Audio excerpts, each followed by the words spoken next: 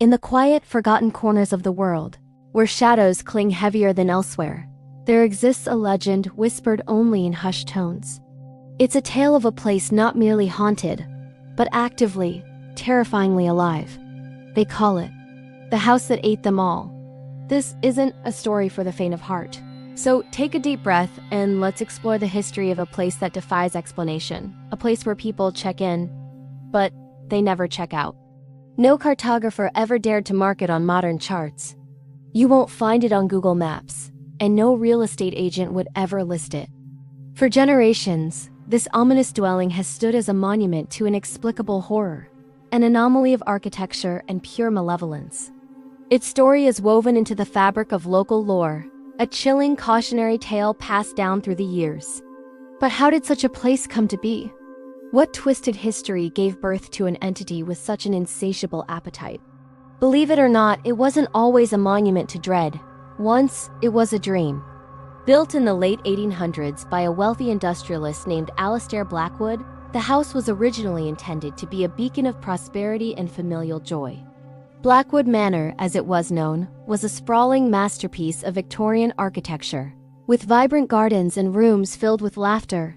But its foundations held more than just stone and mortar. They held a secret, a dark seed that was just waiting for the right conditions to sprout. The joy was tragically fleeting. The dream quickly soured into an unending nightmare. Within a year of moving in, young Lily Blackwood, their youngest and most cherished daughter, simply vanished. There were no open doors, no broken windows, no footprints leading away from the house. She was just gone. The search was frantic, desperate, but fruitless. It was as if the house itself had opened its jaws and swallowed her whole, leaving behind only an eerie silence and a single abandoned toy. Her disappearance was merely the overture to a much larger, more horrifying symphony of loss. In the following years, the house's hunger grew. Servants, relatives, even casual visitors began to vanish. A gardener went missing one morning, his tools left lying in the dew-kissed grass. A distant cousin, visiting for the holidays, disappeared from his guest room overnight. It was always the same. No struggle, no evidence, no trace. Always within the confines of the house.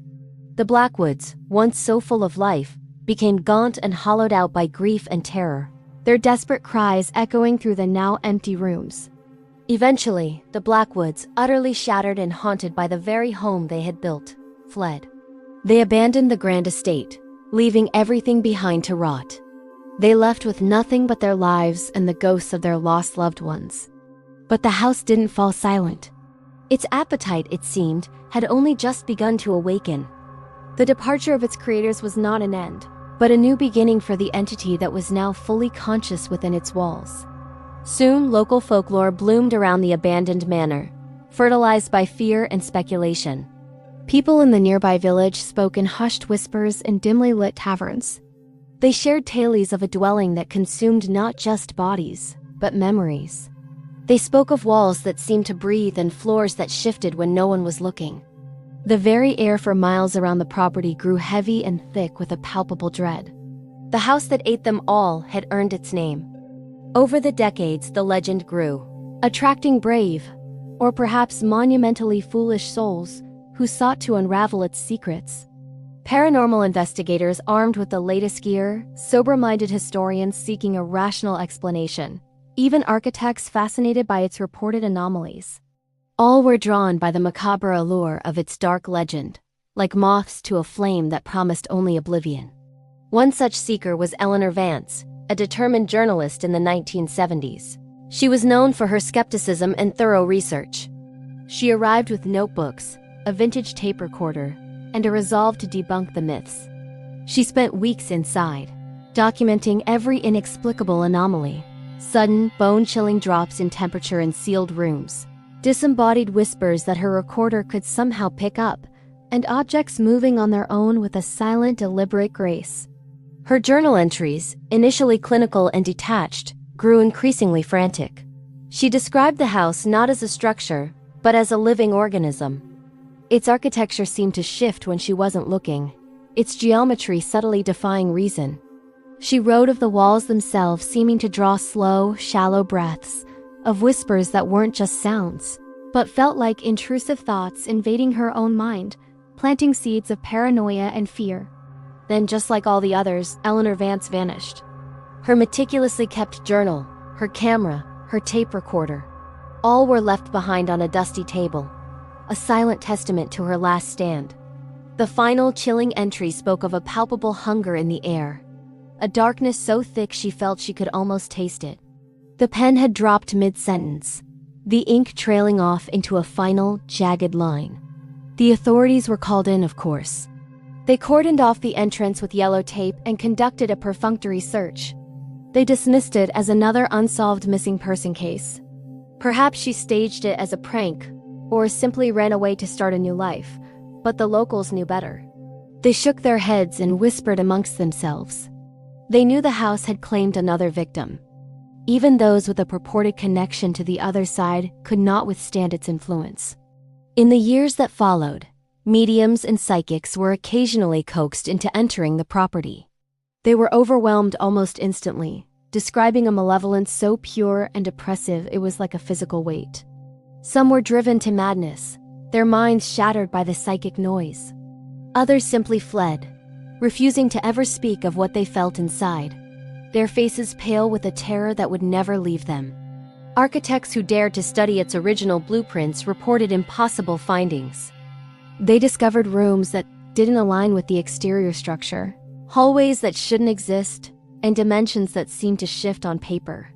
It was as if the very structure was fluid, a non-Euclidean nightmare constantly adapting, growing, and rewriting its own rules to better trap its prey. This revealed one of the house's most terrifying traits. Its hunger wasn't just for flesh and bone. It consumed identity itself. Once a person entered its maw, they weren't just gone. They were erased from existence. Memories of them would begin to dim in the minds of their loved ones. Photographs would slowly fade from vibrant color to sepia, and then to a blank, empty haze. Letters they had written would crumble into dust. Their very essence was being wiped clean from the fabric of reality. It still stands today, a silent, patient predator lurking in the fog. It lures the curious, the desperate, and the unbelieving. Locals say a subtle magnetic pull emanates from its core, a siren song that beckons people closer, promising forgotten secrets or a profound, hidden understanding of the universe. It preys on our most human traits, curiosity and a desire for answers. Those who get close enough to the house report hearing faint, overlapping whispers that seem to emanate from the very walls themselves. It's a cacophony of lost voices, the echoes of every soul consumed, trapped within its living fabric. Their silent pleas for release are lost forever in the house's eternal, grinding digestion. Once you step inside, your perception of reality becomes warped. Distances deceive you. A short hallway can stretch into an infinite corridor. Rooms appear where there were none and vanish behind you. The very concept of direction loses all meaning. The house plays with your mind, isolating you, disorienting you, meticulously preparing its feast. And make no mistake, there is no escape. Not by force, not by cunning. The house closes around its victims like a fist, binding them within its sentient prison. Every door you try becomes an illusion, its wood melding into the solid wall. Every window becomes a cruel mockery of freedom, showing you an outside world you can never again reach. And with every soul it devours, it grows. Not just in physical size, but in power, in malevolence, in its very consciousness. It is a living, breathing entity, a cancer on the landscape, feeding on the fear and the life essence of its captives, becoming stronger with each one it erases. This is no mere poltergeist or a collection of lingering spirits. This is something far more ancient, something fundamental and primordial. It's an entity that has merely chosen the form of a house, because it knows that is the perfect, most inviting trap for the unwary humans it craves. The house that ate them all remains. A silent sentinel of dread, patiently waiting for its next meal. It is a monument to the unknown horrors that can dwell not just in the shadows of our world, but in the very structures we build to protect ourselves from them.